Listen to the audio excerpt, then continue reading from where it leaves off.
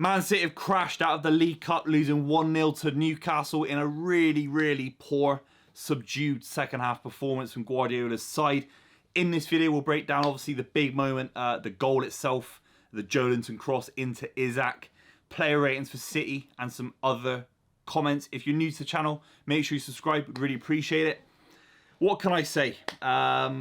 So frustrating. Obviously, the League Cup is the fourth most important trophy, but it's a trophy that Guardiola's won, what, 4 in a row, I think it is. He's done so well in the competition, and you never want to see City lose early in a cup competition, especially with the quality we've got in the squad, especially to Newcastle, where you feel, you know, Newcastle was so poor against us in the league.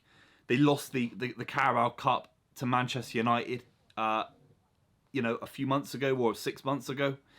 And you do feel that if Newcastle win these kind of games more and more often, they're going to become more of a force. So as a rival, it's frustrating because this isn't Newcastle under Steve Bruce nicking a 1-0 win. This is the kind of result that gives Newcastle so much more belief playing City in the league. Obviously, we've got to go St James's Park in the league. They could be fighting for the league title if results go their way. So it's very, very frustrating, of course. Let's just start off with the first half. I thought City were unbelievable, and I'm not trying to be biased. If you disagree, let me know in the comments. It was almost as good a performance as you can have without scoring a goal. Maybe that's classic City. When City lose, it tends to be that way, where sides have 1 or 2 opportunities and then nick it after City have looked so good on the ball. So I'm not saying it's all about having the ball. I'm not saying it's just possession wins football matches. Of course not. But the level of dominance at St James's Park was incredible. They had, in the first 35, 36 minutes, Newcastle had 1 touch in Man City's third. It was crazy. Oscar Bob on the right was absolutely fantastic. Julian Alvarez had a couple of chances. There was a moment, a great bit of interchange between Oscar Bob cutting in, running through, feeding Alvarez, and the ball just wasn't good enough. It was far too wide for Alvarez, and he makes Nick Pope pull off a very, very good save, but a save that he should make. It's at a tight angle. And you felt in the first half, obviously if that level continued in the second half, City should be winning 2-3-0. That's how good we were in the first half. I thought Kovacic was absolutely fantastic, moving the ball around. I'm such a big fan of Kovacic. But there was definitely a lack of precision. There was a lack of that final pass just wasn't there today. Really, really frustrating. And look, you've got Sergio Gomez, who's a left-back playing kind of right wing with a back 3 system.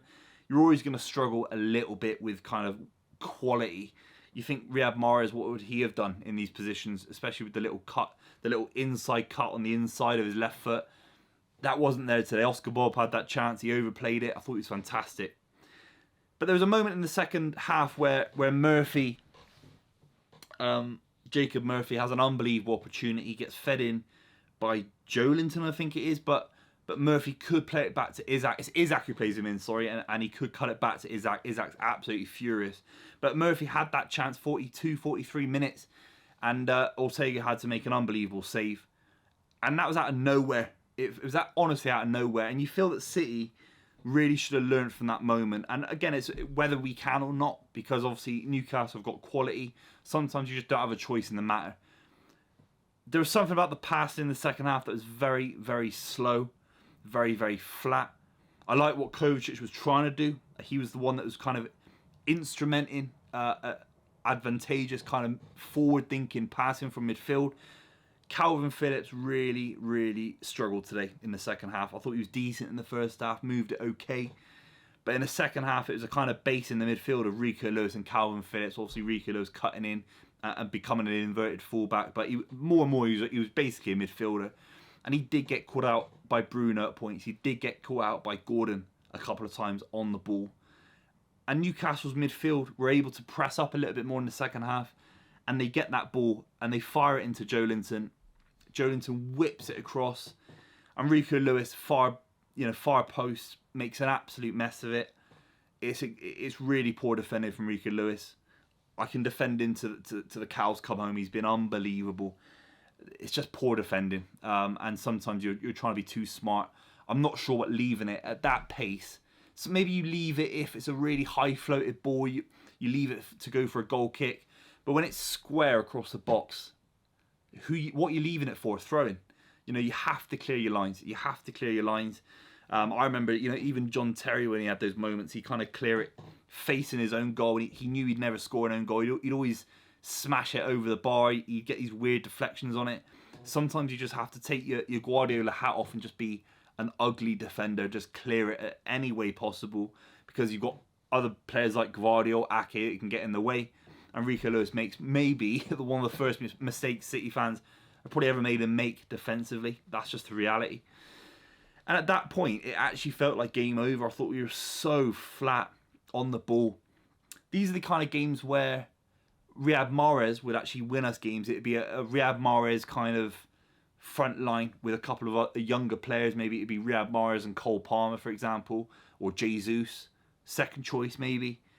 And without someone like Riyad Mahrez, you felt that Jack Grealish has got to be the one that steps up. Alvarez still young. He had a couple of chances. But Oscar Bob's so young. So young. And he definitely faded out into the second half of the game.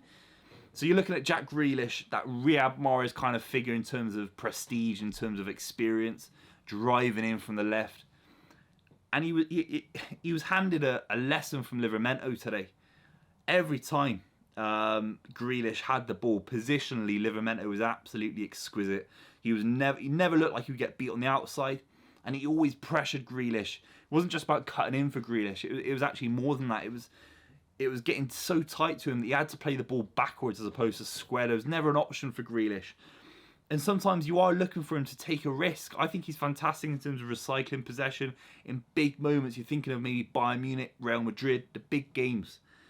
But sometimes against, with all due respect, lesser opposition or Newcastle away in the League Cup, you've got to have a gamble. You've got to do a little bit more in terms of individual quality, in my opinion. He had a moment in the second half, he's driving, he shoots, and the shot is tame, straight down the pipe of Pope. So Grealish has got to do a lot more in these moments. I've been a massive supporter of Grealish, but to win cup ties, if City want to do well in the Club World Cup, the Champions League later in 2024, then Grealish absolutely has to be a big part of that. He was poor today. That's the reality. What else can I say? Let's run through the 11. If you disagree or agree, let me know in the comments. Ortega didn't have much to do today. I thought he was decent. There's a moment where Grealish is actually through on goal from an Ortega pass, and the Ortega pass isn't quite right. It shows you so much of how Ederson is he's so important in terms of recycling possession and having that out ball for City. We never quite had it today. We never felt in the second half we could get up the pitch. Gvardiol at centre half. I love this guy. I know he's conceded a goal technically in his back line, but this guy's his passing's unbelievable. He bullies people. Honestly, he's world class waiting to happen. Akanji was decent. Ake was decent. Again, without Kyle Walker, without a naturalised left back, we do lack overlapping pace. It's all well and good being good on the ball, but the penetration wasn't quite there today. I talked about Calvin Phillips. That's another loss. I think it's 3 in a row since he started that we've lost games. I think one of them obviously includes Southampton under Nathan Jones, and there's another one in there as well. But I think it's 3 in a row where he's played and lost, and it's frustrating.